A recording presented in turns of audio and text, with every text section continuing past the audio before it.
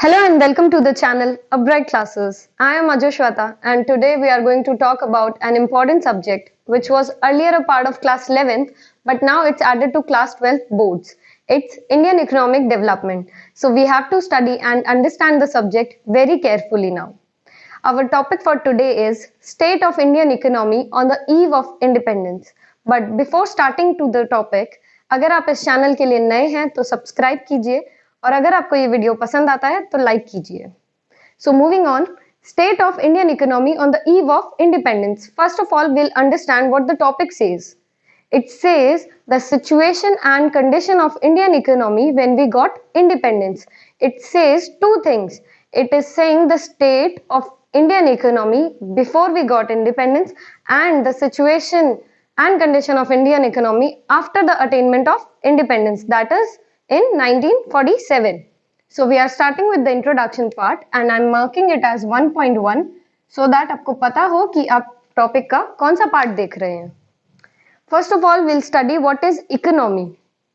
It consists of production units and institutions which provide employment to people and produce variety of goods and services.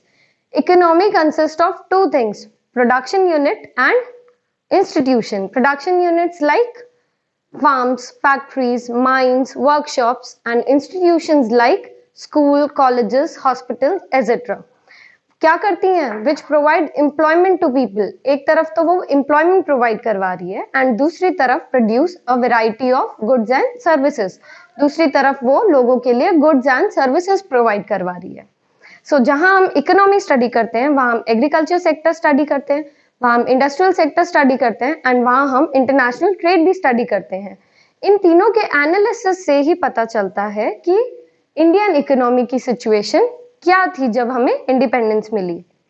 For example in agriculture sector we will study zamindari system क्या था, कैसे उसकी वजह से the agriculture remain backward and stagnant. Second industrial sector will study कैसे Britishers ने हमारी industrial sector का एक्सप्लॉयटेशन किया था, से the decay of handicrafts, modern industries were not growing. And third, we'll study what is international trade and how the Britishers exploited it through discriminatory policy and it restricted the trade and the contribution to our economy was very low. So next is colonial rule. What is colonial rule? It refers to a system between two countries where one being the ruler country and another being its colony. Colonial rule क्या होता है?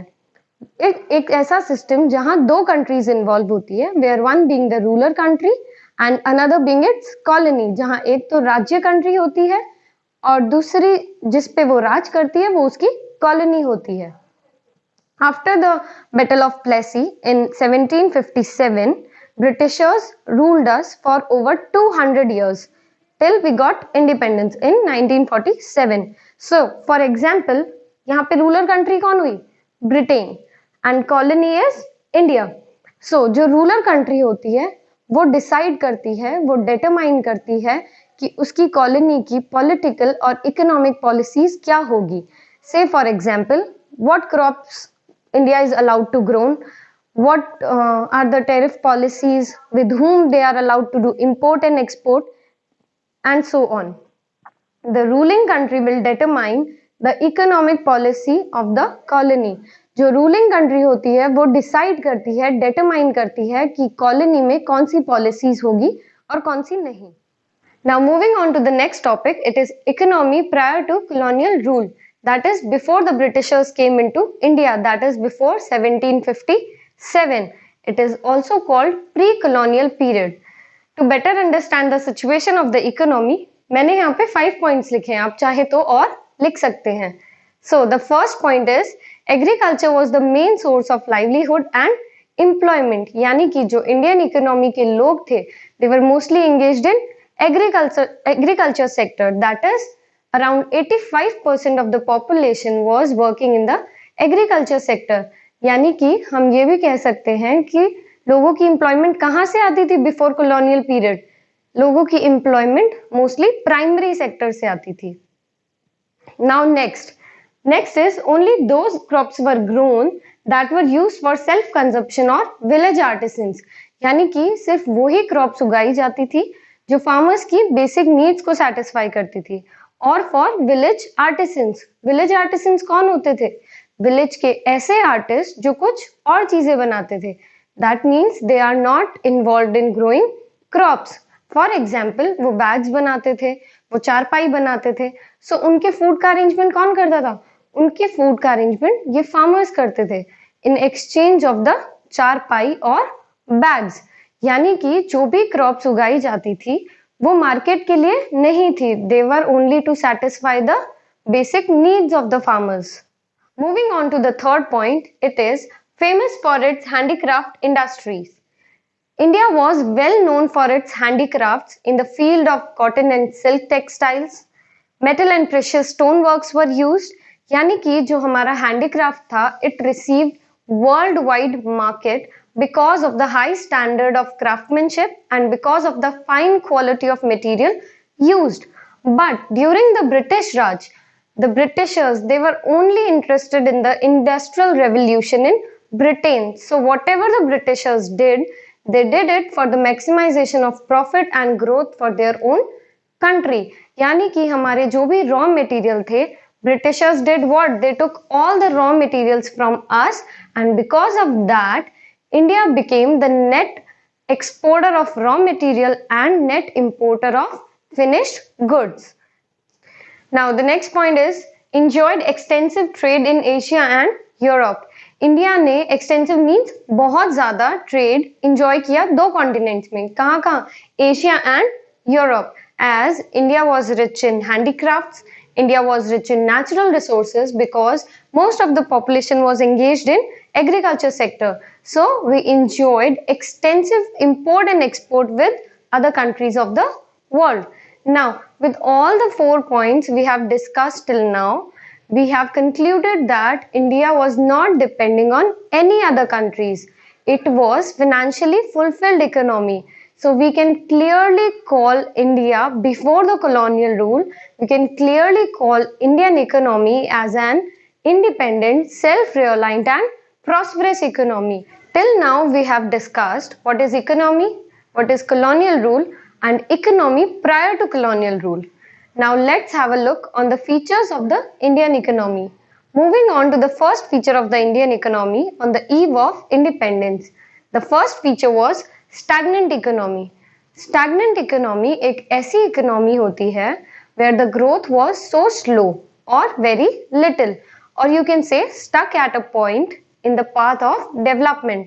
For the prolonged period of time ये growth ऐसी ही चलती आती है। यानी कि एक ऐसी इकोनॉमी जहां ग्रोथ नहीं थी, जहां कोई एडवांसमेंट नहीं थी, and because of that the standard of living of the people was also low, the per capita income was also low, it was so low as 0.5% per annum. आप देख सकते हैं कि अगर किसी इकोनॉमी की पर कैपिटा इनकम लो होती है तो उसकी जो मैक्सिमम ऑफ द पॉपुलेशन होती है वो पॉवर्टी इफेक्टेड होती है।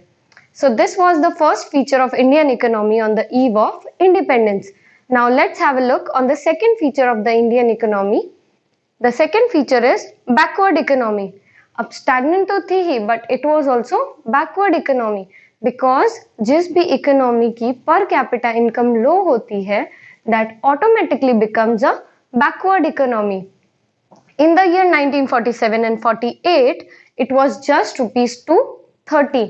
So now you can imagine कि per capita income इतनी low थी कि हमारी जो maximum of the population थी that were affected by poverty. That means there were no sufficient food, no sufficient clothing, no sufficient shelter and also no employment opportunities as large number of the people was engaged in agriculture. So because of that our economy was a backward economy.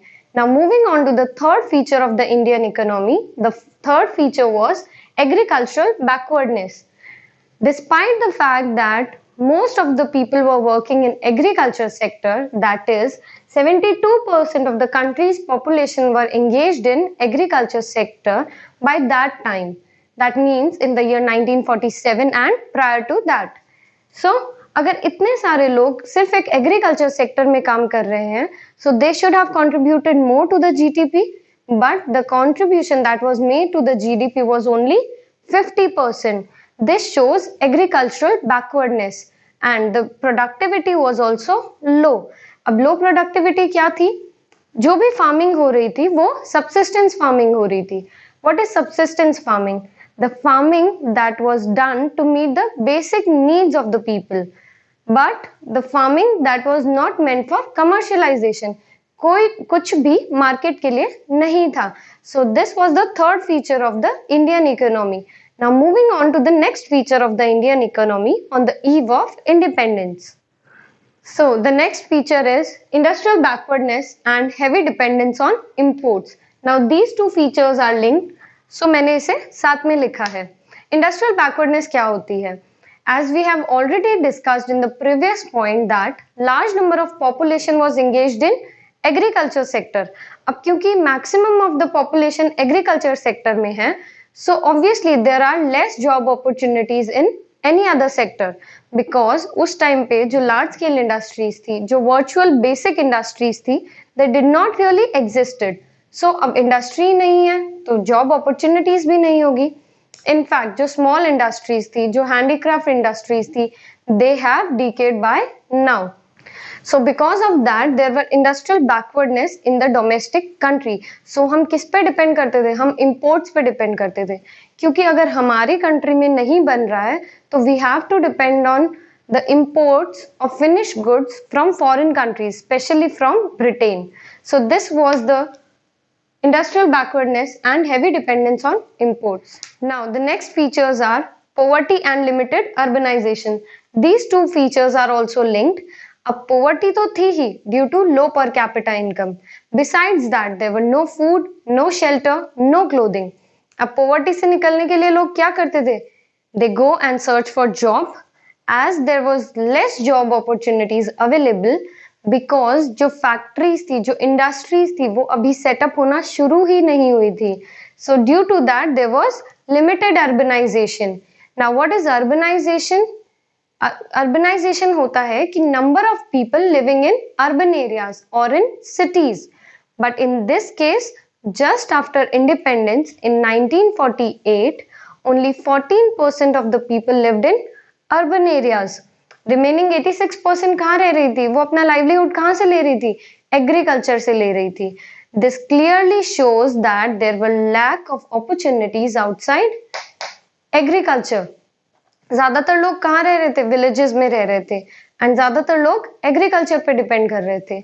So this clearly shows that there was no other opportunities in any other sector.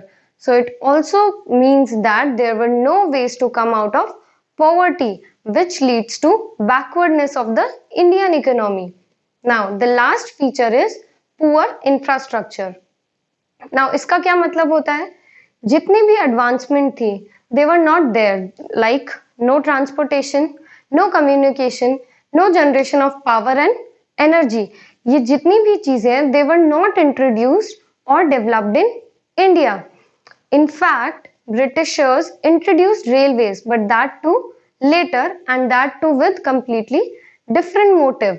So this shows that infrastructure was very poor. Now this again leads to backwardness of the Indian economy on the eve of independence. So इस video में हमने cover किया what was the situation of Indian economy prior to independence and what was the features of Indian economy on the eve of independence. हम next video में cover करेंगे what is agriculture, what was the situation of it and what was the reason behind it. Till then, I hope you have enjoyed the video. Keep learning and if you have any query, do comment down below. Thank you.